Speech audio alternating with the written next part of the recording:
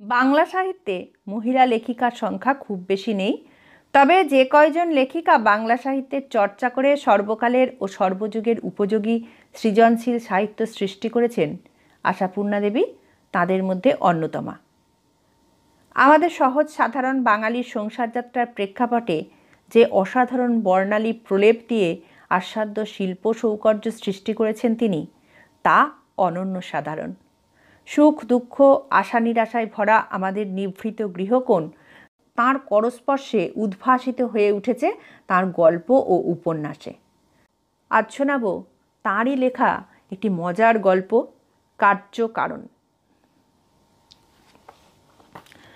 বিভ্রাট বাঁধিল জল লইয়া। মূলত বিভ্রাট কলের জলে বা জলের কলে যেখানেই হোক, প্রতিক্রিয়াটি ঘটিয়াছে ঘরে ঘরে। ভাঙা পাইপ লইয়া কর্পোরেশন জল যোগাইতে হিমশিম খাইয়া যাইতেছে, আর সংসার প্রপীড়িতা বঙ্গনারীরা জলের অভাবে হিমশিম খাইতে খাইতে মন ভাঙিয়া ফেলিতেছেন।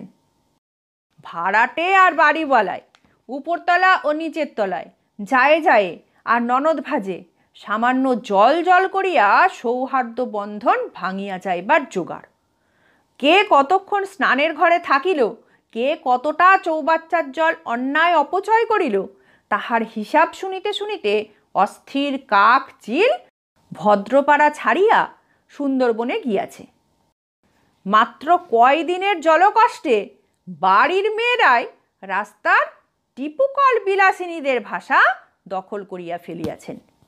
এই তো আজ সকালেই ছোট কাকিমার সঙ্গে মেজ জ্যাঠামশাইয়ের তুমুল কলহ হইয়া গেল। অবশ্য পরোক্ষে, কিন্তু প্রত্যক্ষের চাইতে কম সারালো এবং কম জোরালো নয়। জ্যাঠামশাইয়ের মতে জল যখন ভগবানের চাইতেও দুষ্প্রাপ্য, তখন তখন চৌবাচ্চা ছাড়ার দরকার নাই।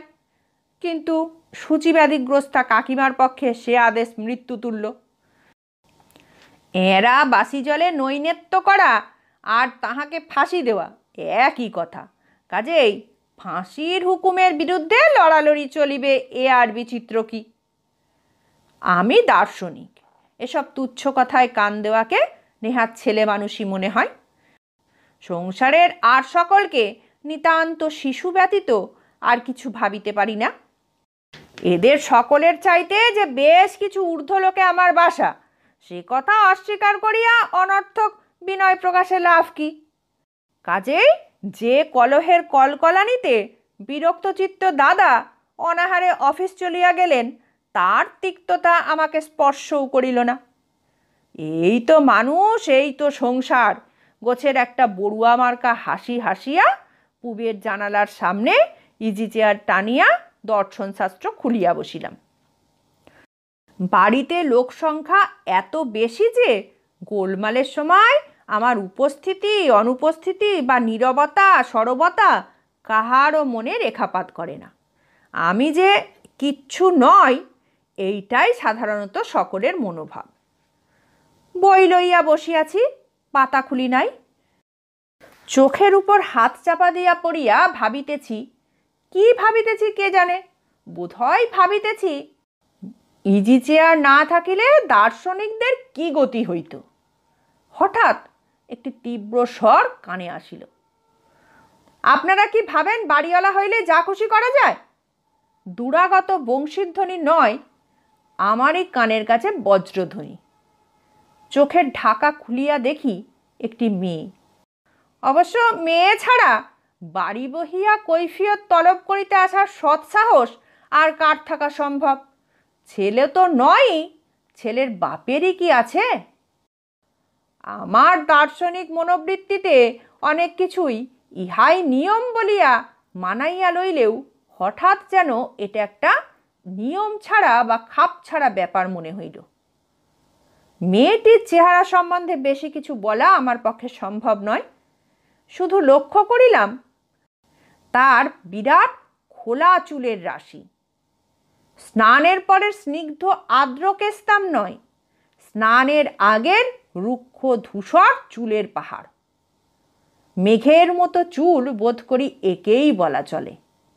কিন্তু এত কথা ভাবিতে এক মুহূর্তের বেশি সময় পাই নাই। পরক্ষণেই আরও একটি তীক্ষ্ণ প্রশ্ন, আপনারা কি চান আমরা উঠে যাই? এতক্ষণে বুঝিলাম তিনতলার ভাড়াটেদের মেয়ে। কতদিন ভাড়া আসিয়াছে, কোনোদিন নিচের তলায় নামে কি না, ভাড়াটে ভদ্রলোকের মেয়ে কি নাতনি, ভাইজি কি ভাগ্নি, কিছুই জানি না। তবে এইটুকু বুঝিলাম পূর্বে কখনো দেখি নাই। দেখিলে মনে না রাখা হয়তো সম্ভব হইত না। মেঘবরণ চুলের সঙ্গে সামঞ্জস্য রাখা কুঁচবরণ কন্যা, বারবার 3 বার নীতির অনুসরণে হতাশ ভঙ্গিতে কহিল, আপনি কি বোবা? সম্বিত ফিরিয়া পাইয়া ইজি চেয়ারের অলস ভঙ্গি ত্যাগ করিয়া সোজা হইয়া বসিলাম। বলিলাম, বোবা ছিলাম না। আমার ব্যবহারে বোবা হয়ে গেছেন কেমন? অসম্ভব নয়। কিন্তু সকাল থেকে এক ফোঁটা জল না পেলে কি অবস্থা হয় জানেন? এইখানে বলা আবশ্যক, দোতলা একতলার করুণা ভিন্ন 3 তলার ভাড়াটেদের জল পাওয়ার দ্বিতীয় পথ নাই। গম্ভীরভাবে একটা চেয়ার আগাইয়া দিয়া কহিলাম, বসুন। বসে গল্প করতে আসিনি আমি। সে তো পরিষ্কার বুঝতে পাচ্ছি, কিন্তু গুছিয়ে ঝগড়া করতে হলেও তো কিছুক্ষণ সময়ের দরকার। অনর্থক দাঁড়িয়ে কষ্ট পাবার। আপনার ধারণা আমি কোমর বেঁধে কোদল করতে এসেছি? তবে 2 চোখ বিস্ফারিত করিয়া শুধু এটুকু বলিতে পারি, না, ঝগড়া করা আমার পেশা নয়। শুধু জানতে এসেছি স্নান করতে পাওয়া যাবে না এই অবস্থায় কলেজ যেতে হবে। 3 দিন স্নান করতে পাইনি বলিয়া সেই কবিরা যাকে রুক্ষ আলুলায়িত কেশ বলেন তাহারই একগোছা তুলিয়া ধরিয়া স্নানাভাবের নমুনা দেখাইল। গুছাইয়া ভালো ভালো কথা কওয়ার অভ্যাস আমার নাই বরাবরই। কাঠখোট্টা, তবু উত্তরে যে কথাটি বলিলাম নিজের কানেই মন্দ লাগিল না। ওপক্ষ আবার তীক্ষ্ণ ও তীব্র হইয়া উঠিলেন। আমাকে কিসে ভালো দেখায় সে পরামর্শ নিতে আসেনি আপনার কাছে। জলের বিহিত কিছু করবেন কি উঠে যেতে বাধ্য করবেন আমাদের? আমি কোনো কিছু করবারই মালিক নই। আপনি ভুল লোকের কাছে এসেছেন। বাড়ির ভিতরে যান, দেখুন যদি কিছু করে উঠতে পারেন। তবে বাড়িতেই তো এই নিয়ে মারামারি। বলিতে গিয়া থামিলাম, কারণ পরচর্চা আমার স্বভাব বিরুদ্ধ। মাথা নাড়ার সঙ্গে সঙ্গেই মেঘের উপর ঢেউ খেলিয়া গেল। 50 জনের কাছে এত্তেলা নিয়ে আর্জি পেশ করা আমার কর্ম নয়। এই আজকেও এই অবস্থায় রইলাম, কাল যদি রীতিমতো ব্যবস্থা না দেখি। কথার শেষটা বোধ করি ভাবা ছিল না, তাই থামিতে দেখিয়া আমি অসমাপ্ত কথাটার পূরণ করিয়া দিলাম। লাঠালাঠি করবেন কেমন? দরকার হলে তাও করতে বাধ্য হব বলিয়া চুলের ঢাল এবং ছাপা শাড়ির আঁচল ঝলকাইয়া সবেগে প্রস্থান। ঘটনাটার জন্য প্রস্তুত ছিলাম না। আমার দ্বারা বিহিত করা সম্ভব নয় এবং চেষ্টা করিবার চেষ্টা মাত্র করিব না তাও জানি। তবু ঠিক সেই মুহূর্তে দর্শনশাস্ত্রে মন বসিল না। কিন্তু এত দেশ থাকিতে আমার সঙ্গে ঝগড়া করিতে আসার হেতু কি? উপযুক্ত লোকের তো অভাব নাই বাড়িতে। বড় বৌদির বা ছোট কাকিমার সঙ্গে লাগিয়া গেলেই তো। শেষ পর্যন্ত যে তথ্য আবিষ্কার করিলাম বা যে সিদ্ধান্তে উপনীত হইলাম এখন বলিতে চাহি না। পরদিন পূবের জানালার সামনে ইজি চেয়ার পাতিয়া বসিয়াছি, হাতে বই আছে, কিন্তু বইতে চোখ নাই। ভাবিতেছি লাঠালাঠির আবশ্যক হইয়াছে কিনা। এমনও হইতে পারে আরও একদিনের স্নানাভাবে চুল এবং মেজাজ 2 আরও বেশি রুক্ষ হইয়া উঠিয়াছে। কাজেই কলহ প্রবৃত্তি আরও প্রবল হওয়া অসম্ভব নয়। আমি নির্বিরোধী মানুষ। যেখানে এক কথার উপর 2 কথা হয় সেখানে 1 সেকেন্ডের উপর 2 সেকেন্ড দাঁড়াই না। আমার হঠাৎ লাঠালাঠির ভয় ঘুচিয়া গেল কেন? বরং কোন ধরনের কথায় কি ধরনের উত্তর দিয়া ব্যাপারটা ঘোরালো করা যায় তাই চিন্তা করিতেছি। 9টা, 10টা, 10:30 বাজিয়া গেল। কলের জল নিশ্চয়ই ছুটি রইয়াছে, অতএব আজ আর আশা নেই। দর্শনশাস্ত্রে মন বসিল না। ভাবিলাম ফুটপাতে পায়চারি করা স্বাস্থ্যের পক্ষে অনুকূল। 10:45 এলো চুল ওদিকের সিঁড়ি দিয়া শটান নামিয়া আসিলেন। প্রায় পথ হইতেই 3 তলার আলাদা সিঁড়ি। আজ অবশ্য এলো চুল এলো নয়, প্রকাণ্ড একটি মসৃণ কবরী। কেন জানি না, বোধ করি হাড় জ্বালাতেই বলিয়া উঠিলাম, এই যে স্নান করতে পেয়েছেন দেখছি। হাতে খাতা 2খানি বাগাইয়া ধরিয়া পেন্সিলের তলায় একটি তীক্ষ্ণ দংশনের সঙ্গে জ্বলন্ত প্রশ্ন, লজ্জা করে না? কই, করছে না তো, আর কেনই বা করবে? গঙ্গা স্নান করে এসেছি আজ, জানেন? জানতাম না, জেনে সুখী হলাম। মেজাজ, মাথা এবং হিন্দুয়ানি সব দিক বজায় থাকলো। ক্রুদ্ধ কটাক্ষের সঙ্গে কটকট করিয়া প্রস্থান। কয়েকদিন কাটিয়াছে। কলের জল বা জলের কল আবার স্বাভাবিক অবস্থা প্রাপ্ত হইয়াছে। চৌবাচ্চায় জলের অভাব নাই। যায় যায় ননদ ভাজে, শাশুড়ি বউয়ে ব্যবহারের সমতা ফিরিয়াছে। কাকেরা সুন্দরবন হইতে ফিরিবার উদ্যোগ করিতেছে। কাজেই আশা করা যায় সেই কেসের রাশি বাসি থাকিতেছে না। কিন্তু আরও 2-4 দিন কর্পোরেশনের অক্ষমতা প্রমাণ হইতে ক্ষতি কি ছিল? নূতন আর কি সুযোগ মিলিতে পারে? পূবের জানলার সামনে বসিয়া বসিয়া হয়রান হইয়া পড়িয়াছি। এক আছে ফুটপাত, কিন্তু ঠিক 10:45 বৃষ্টি আসিলে। গত 3 দিন একই সময় বৃষ্টি আসিতেছে। দার্শনিকের শেষ আশ্রয় ইজি চেয়ারে পড়িয়া থাকা ভিন্ন, সারা সকালটা কি করিতে পারি? বেলা 1টার আগে ক্লাস নাই যে। আজ বৃষ্টি নাই, রোদও নাই, বাতাস আছে প্রচুর এবং আলোরও অপ্রাচুর্য নাই। এরকম একটি দিন দৈব ঘটনার মতো। এমন সুন্দর সকালটা ঠিক কি করা উচিত নির্ণয় করিতে পারিতেছি না। অথচ মনের মধ্যে কি যেন একটা অব্যক্ত বাসনা গুনগুন করিয়া ফিরিতেছে। এমনই চমৎকার একটি মাহেন্দ্রক্ষণে হঠাৎ মা আসিয়া আমার দুর্ভেদ্য দুর্গে হানা দিলেন। বোধ করি কথাগুলি খুঁজিয়া আসিয়াছিলেন। প্রথম হইতেই তিরস্কারের সুর, হ্যাঁ রে, তোর তো সারা সকাল সময় থাকে, একদিন বাজারটা করে দিতে পারিস না? এরকম আকস্মিক আক্রমণের জন্য অবশ্য প্রস্তুত ছিলাম না, কিন্তু দীর্ঘদিনের সাধনায় অপ্রস্তুত হওয়াটা ছাড়িয়াছি। অভ্যস্ত অবহেলার ভঙ্গিতেই উত্তর দিই, না পারবার কি আছে, বাজার করাটা কি এমন শক্ত কাজ? তবে করিস না যে? দরকার মনে করি না, ওরকম বাজে কাজ করবার লোকের অভাব নেই বাড়িতে। মা বিস্ময় প্রকাশের চরম নিদর্শন স্বরূপ গালে হাত দিয়া কহিলেন, বাজার করাটা বাজে কাজ হলো? তাহলে আসল কাজটা কি, তোর এই ইজি চেয়ারে পড়ে থাকা? মাকে অনেকদিন রাগানো হয় নাই। হঠাৎ উঠিয়া পড়িলাম। মার 2 কাঁধ ধরিয়া ইজি চেয়ারে বসাইয়া দিয়া বলিলাম, চুপ করে বসে বসে আত্মচিন্তা করো দিকিন, দেখবে এর চেয়ে দরকারি কাজ আর নেই। বলা বাহুল্য, মা 1 মিনিটও বসিলেন না।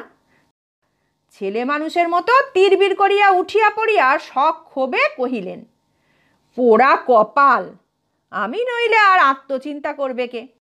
বলে মাথার ঘায়ে কুকুর পাগল। কিন্তু তুই বাবা ধন্যী ছেলে, এই বাড়ি শুদ্ধ লোকে সকালবেলা কাজের জ্বালায় চোখে কানে দেখতে পাচ্ছে না, আর তুই অম্লান বদনে বসে আছিস। গম্ভীরভাবে কহিলাম, ছেলেদের ম্লান মুখ দেখলেই মায়েদের বুক ফাটে জানি, কিন্তু আমার ভাগ্যে সবই উল্টো। যাক, কিন্তু বাড়ি শুদ্ধ লোকই যখন চোখে কানে দেখতে পাচ্ছে না, তখন একজনেরও চোখ কান খোলা রাখা দরকার নাকি? তোমার সঙ্গে কে কথায় পারবে বাছা? আচ্ছা, যাই বলিস, এই যে সংসারে কুটোটুকু ভেঙে উপকার করিস না, তোর লজ্জা করে না? নেতিসূচক মাথা নাড়লাম। আশ্চর্য, বড় বৌমা বলে মিথ্যে নয়, বিদ্যে বুদ্ধি হলে কি হবে, আক্কেল চরিত কিছু হলো না। হাসিয়া বলিলাম, তাই বলো, বড় বৌমার জবানি এসব, নইলে মা হঠাৎ এলেন আমার ভেতর আক্কেল খুঁজতে। কেন, তুই কি চিরদিন খোকা থাকবি? এই যে তোর দাদার 1 ঘন্টা আগে আপিস হয়েছে, তোর জ্যাঠামশাইয়ের বাত জেগেছে, ছোট কাকার দাঁতের গোড়ায় ব্যথা, গোপলার জ্বর, কে করে বাজার? অগত্যা আমাকেই করতে হয়। তোমাদের সংসার রঙ্গমঞ্চে যে এরকম বিয়োগান্ত নাটকের অভিনয় হচ্ছে তা তো জানতাম না। তোর সব কথাতেই রঙ্গ। যাবি তো বড় বৌমার কাছে শুনে যা ভালো করে কি কি আসবে। ওসব শোনাশুনির মধ্যে আমি নেই, বাজারে যা ভালো ভালো দেখবো সব নিয়ে আসবো বলিয়া বাজারের থলি সংগ্রহে প্রবৃত্ত হইলাম। কোথায় আছে, কোথায় গেল? শব্দ আমার 2 চক্ষের বিষ। বাড়ির মধ্যে যা আছে তা আছেই। ওর জন্যই তো তোকে বলি না কিছু, যাহাই তাহাই আনলে বড় বৌমা রেগে সংসার মাথায় করবে। সংসারটা তো তিনি করেই রেখেছেন, এ আর নতুন কথা কি বলিয়া চটি জোড়াটা পায়ে গলাইতে গলাইতে পথে বাহির হইলাম। বলা বাহুল্য এটি বড় বৌদির নিজস্ব মত। যাক, কি করে গোছ মনোভাবিত ছিল, না হয় এই সুন্দর সকালটাকে হত্যা করার ভারই নিলাম। বাছিয়া বাছিয়া দরদস্তুর করিয়া ওজন দেখিয়া শাক মাছ কেনা কি সময়কে হত্যা করা নয়? বাজার করা মানে আহার্য বস্তুর সন্ধানে ছুটাছুটি করিয়া বেড়ানো আমার ধাতে সয় না। তেলের অভাবে রান্না চলিতেছে না, অথবা কয়লার অভাবে উনানে আগুন পড়িতেছে না, এহেন মর্মান্তিক ব্যাপার লইয়া আমার কানের কাছে ঢাক পিটালেও ইজি চেয়ার ছাড়িয়া উঠিবার কল্পনাও করিতে পারি না। জানি একবেলা অন্যভাবে মানুষ মরে না, তাছাড়া নিশ্চিত জানি না করিলেও কাজটা ঠিকই হইয়া যাইবে, আরও ভালোভাবেই হইবে। তবে কেন আর ঝুটমুট নিজের শক্তি অপচয় করি? বৌদি অবশ্য বলেন, পাতের গোড়ায় বাড়া ভাত পাইলে সকলেরই অমন সিদ্ধ পুরুষ বনিয়া থাকিতে পারে, কিন্তু বৌদি কাকে কি না বলেন। কিন্তু পথে নামিয়াই যে প্রিন্টেড শাড়ি ও পেল্লায় খোঁপার দর্শন পাইব, এ কথা কি দর্শন শাস্ত্রে লেখা ছিল? বাজারের থলি হাতে পথে দাঁড়াইয়া গল্প করিবার মতো অভদ্র ইচ্ছা আমার না থাকিলেও প্রিন্টেড শাড়ি নাছর বান্দা। বাজার যাচ্ছেন বুঝি? ফিরিয়া দাঁড়ানো ভিন্ন উপায় কি? গম্ভীরভাবে প্রতি প্রশ্ন করিলাম। দেখে কি মনে হচ্ছে নেমন্তন্ন যাচ্ছে? দেখে তো মনে হচ্ছে ফ্রন্টে যাচ্ছেন, মনীষীকে মনীষী বলে গ্রাহ্যই নেই। মনুষ্য কিনা সেটা বিবেচনা করা দরকার। তার মানে বলতে চান কি নিজেকে ছাড়া সকলকে অমানুষ মনে করেন বুঝি? ঠিক তাই বা বলি কি করে?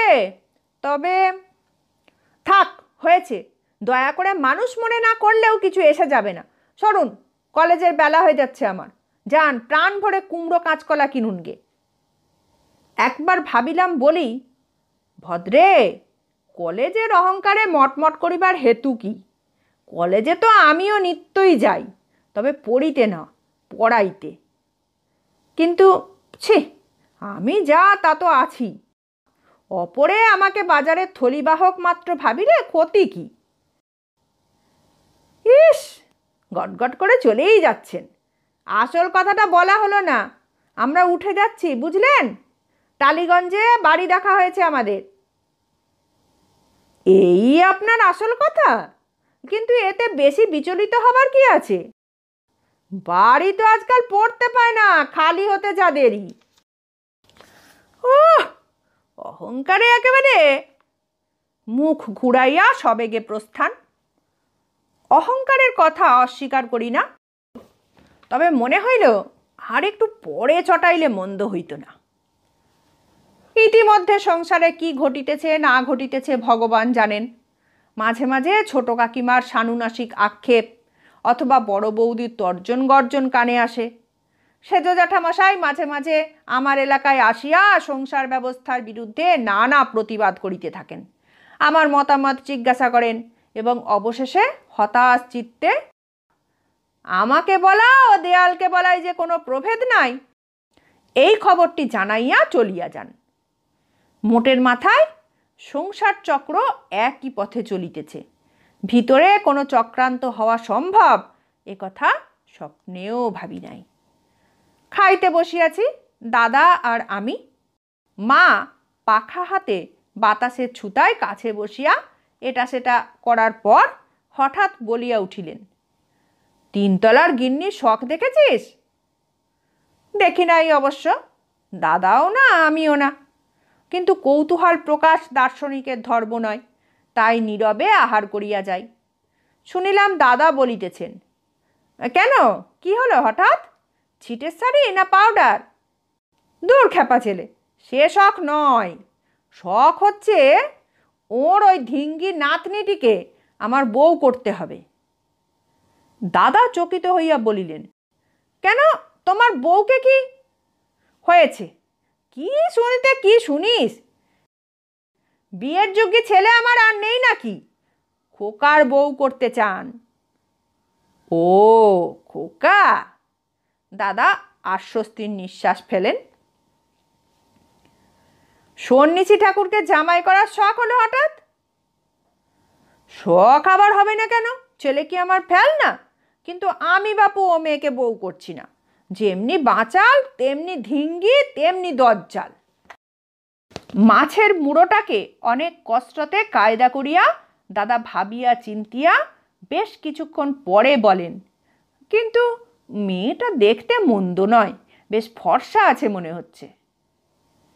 হ্যাঁ ফর্সা খুব, তবে ওই যা বললাম, বেশ যেন অনমনীয় মনোভাব।